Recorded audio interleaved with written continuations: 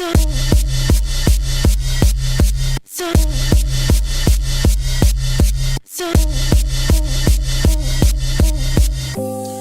loves, it's me, Lady T. And Robin Eve.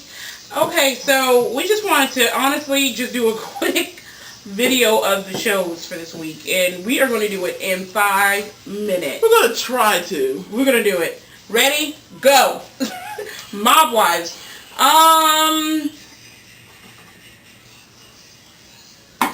Renee's husband set the dad up. And it came out, and Carla was basically slapping her jaws about she feels like if it was any of them in that situation, Renee would have talked about them. And they all concurred. Yeah, they all pretty much agreed. Because apparently Carla made statements as far as saying Renee possibly knew, or she had to have known something. Yeah. So, anyways, like we said before, our heart goes out to Renee and her son. I hope they're doing okay, because I know it's a tough situation. He's a prick. He's always been like that, though. But he was really showing his behind that night. He's always been like that. Like, he kind of always is a little rude to her. I don't know where that comes from, but... Anywho, moving on to Housewives. Oh! That reunion, y'all, was hilarious. Like, usually, we recorded our DVR, so I watch them later. But I usually, like, everything I watch, I delete. But I'm not deleting that episode. That was... Classic Mimi Leaks was on a roll. Do you hear me? Like, first of all, those expressions, them facial expressions at the perfect moments. Like, it was like her eyes were about to roll back in her head one time. Did you see? They were gonna get stuck back there. Like, it was a mess. But so I loved it. I really thought, honestly, everything I kind of wanted them to address on this first part, I really feel like there was a proper response to it. I still think Kim's real irrelevant. I'm ready for her to get off the show. Yeah, she got to make her own youngin'. I'm ready for that. I love that Sheree kind of, her and Phaedra kind of got into their thing, because that whole season I kept saying, what is Phaedra thinking as far as seeing how her friend is talking about her in these confessionals? Like, it was amazing to me. So... I mean, if that was me, I understand about letting bygones be bygones, but me and her would be strictly associates. I wouldn't even be a friend with her, because the stuff that she was saying, even on the reunion, she kind of was saying it again, that you don't know what you're doing. But you have a career. Yeah. Last time I checked. So, I was glad Phaedra kind of, Girl came on in that part when Andy asked Phaedra, you've been out to the problem. Yeah, what is she said, a lot of dirt and grass. Sheree said, and did you see a trespassing sign? There used to be one of those out there.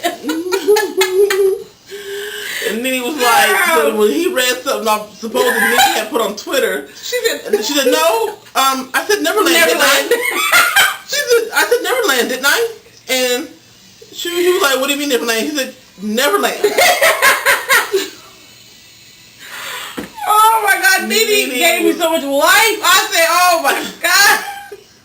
She was a trip. I love her. I'm not gonna lie to you. Now, I didn't too much care for Marlos, being in and out, but I like her. When her and Sheree got to that fight, when they were in Africa, another episode I'm not deleting, because that part was so funny. So we'll get on Marlo on next. What we're gonna do? We're gonna do a full review once this week's episode comes on, and then we'll do it then. But that thing was funny. I thought it was hilarious. And people can say anything they want about change, and say any change.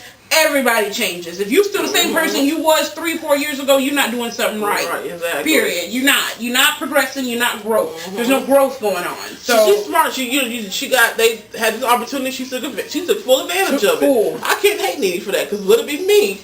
What? Yep. So we'll move on from that. And Basketball Wives. Foolery at its best. That's the only way to describe. I mean, like, Evelyn in midair, jumping into security guard's arms. Someone walking around a whole table. If I was a security guard, as soon as I see her live up to I would have moved out the way. I mean, let's do an example of how long it took for that assistant to get around that table to what you call them? YouTube loves. Would you? I don't know. No, say it. say it. Let's just act like she's on the other side of the table. So I'll Jen, right? Yeah, go. Okay. We're not going to make it in 5 minutes. Okay, go. So you say you going to smack me. No, say it. Oh. Do I need to come smack you for you to get this in? Yeah, you come on, do it.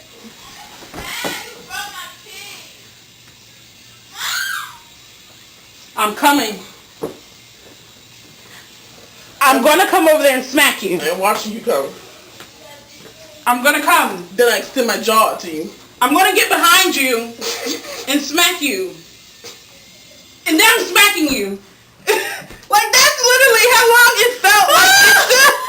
First of all, let's do it if it been some real stuff. Now here's the real version. Wait, hold on. Get up. So what I gotta do? Smack you for you to get the Yeah, you come on and smack me. Yeah. I want to smack me. Yeah. Matter of fact, you ain't know we met halfway. We met halfway. I done met her halfway. We've been Now listen, I understand, and I'm not sitting here saying what Jen did was wrong. I'm not, because I'm trying to get to that place in my life. Okay, but more fights there's nothing wrong. There is nothing wrong with defending yourself. Okay, get in the defense stance or something. You know, either the knife, a cup, or something. Your cell phone, the Pop-Tart wrapper, something. And ready. You know, water bottles. As soon as she got it, I've been like, come on.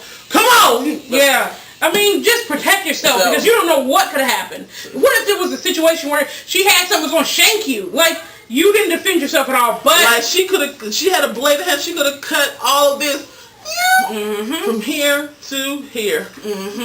But Jen, you did handle yourself very, I felt like, in a classy manner. What's this?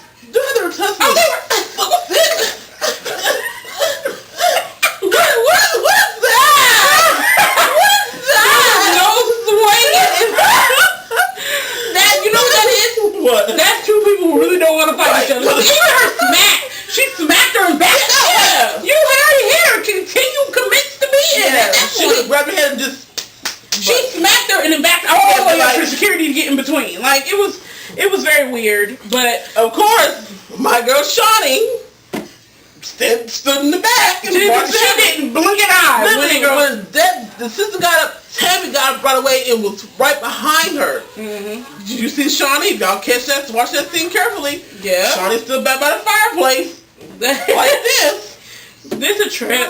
But Jen is, she's definitely handling it very in a classy manner. Even now, I love how she doesn't really address them unless she's right near her blog. She doesn't go and make little snide remarks and stuff, you know, on Twitter. And I think she's going legal route. She's going to do that. She's going to try to. I guess she's going to try to get blood from a turnip. That's how I took the comment she made. Yeah, the comment that she made too.